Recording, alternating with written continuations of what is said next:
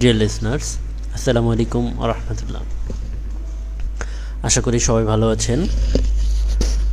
গত ক্লাসগুলোতে লেসন 9 পর্যন্ত দেখানো হয়েছিল। আজকে দেখাবো lesson 10, remedies, modern and traditional. Remedy মানে কি? রেমেডি মানে হলো প্রতিকার।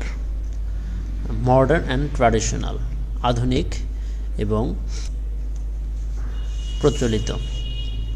তাহলে আধুনিক এবং প্রচলিত যে প্রতিকারগুলো ওষুধ আছে সেগুলোর কথা বলছে এই লিসেনে।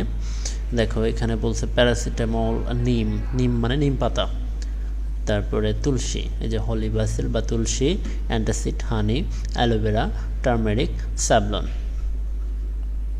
এখানে কিছু দেওয়া আছে, ছবি দেওয়া আছে, সেগুলো তোমাদের সাথে এখানে বক্সের যে নামগুলো আছে এই নামগুলোর সাথে মিলাইতে হবে। যেমন এখানে অ্যালোভেরা আছে, তারপরে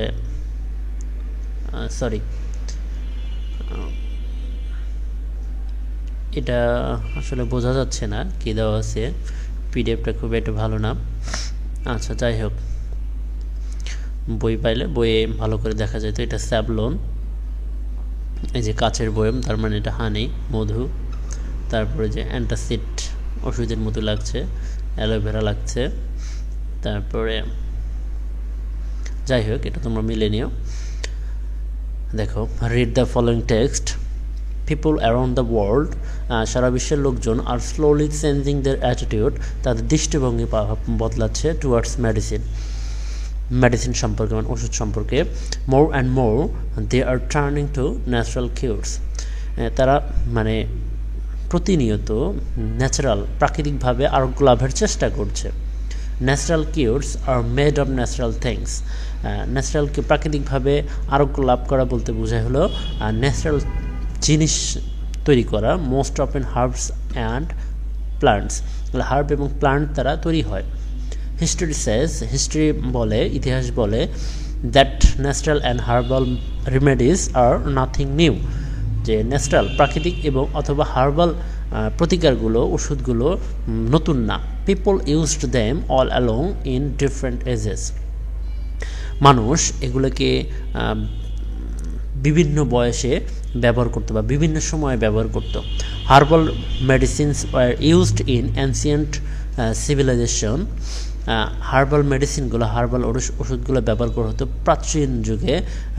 লাইক ইন্ডিয়াতে, চায়না, গ্রিস, ইজিপ্ট মানে হলো মিশর, অ্যান্ড রোমে, ইতালির রোমে আর কি।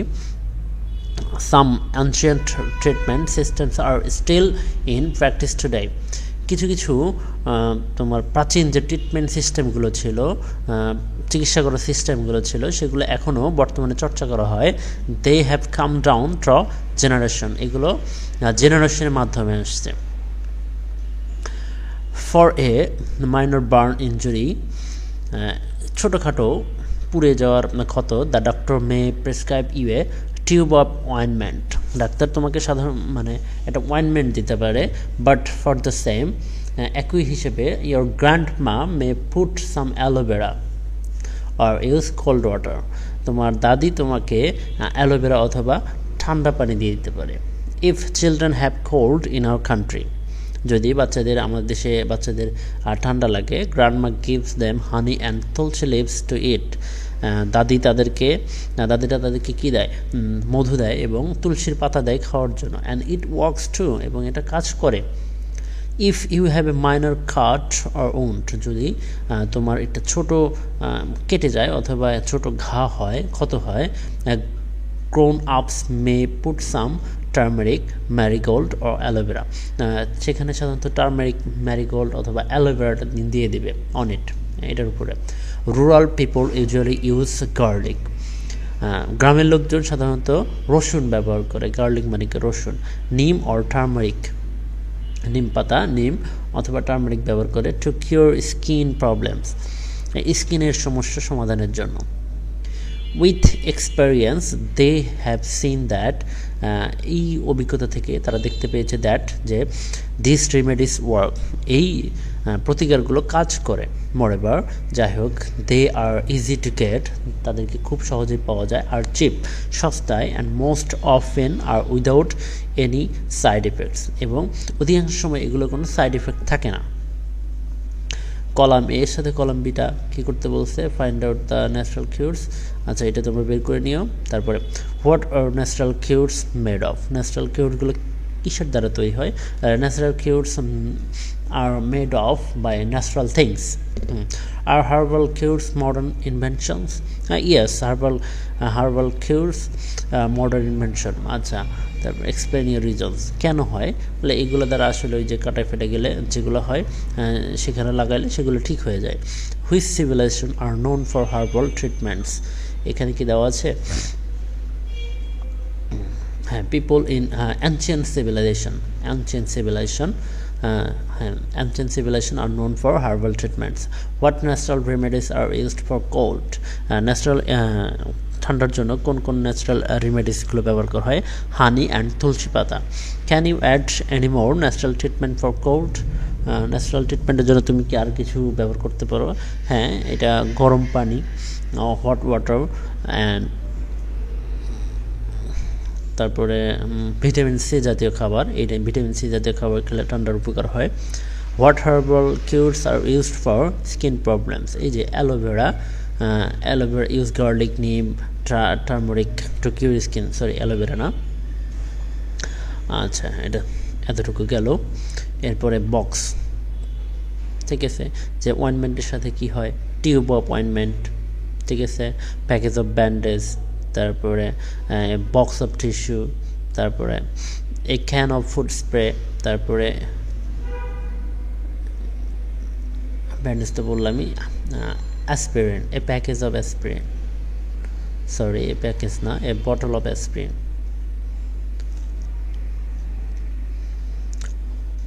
Read the dialogue and have practice in pairs.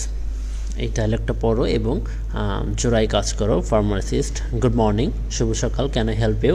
আমি আপনাকে কীভাবে সাহায্য করব? Mister Arman, do you have anything for dry skin? তোমার কি এই শুকনো স্কিনের জন্য কোনো কিছু আছে? ফার্মাসিস্ট বলতেছে, ওয়েল, বেশ, you may try this new body lotion, তুমি এই নতুন বডি লোশনটা ব্যবহার করতে পারো, ইটস গুড, এটা ভালো। Or you can try this brand of olive oil, অথবা আপনি এই ব্র্যান্ডের অলিভ অয়েলটা ব্যবহার করতে পারেন। Olive oil is also good for dry skin, olive oil dry স্কিনের জন্য খুবই ভালো।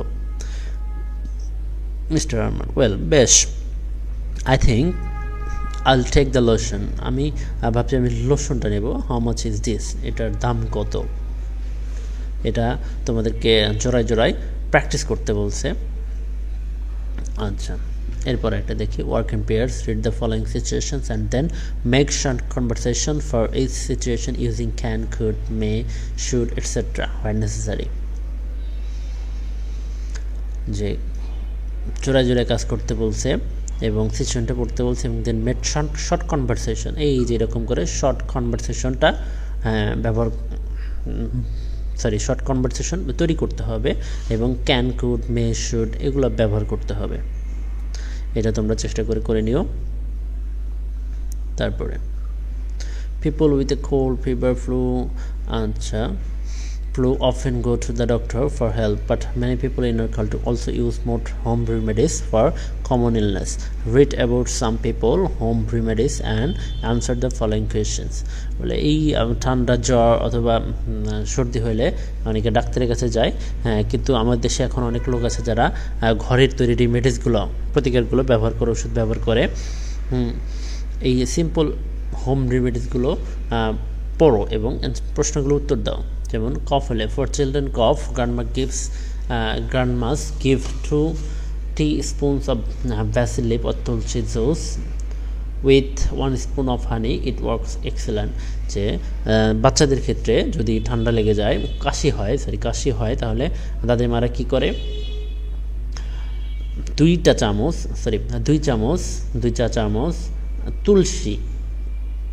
তুলসীর জুস দেয়, মানে তুলসীর রস দেয়, আর 1 চা চামচ মধু দেয়, এবং এটা খুবই চমৎকারভাবে কাজ করে।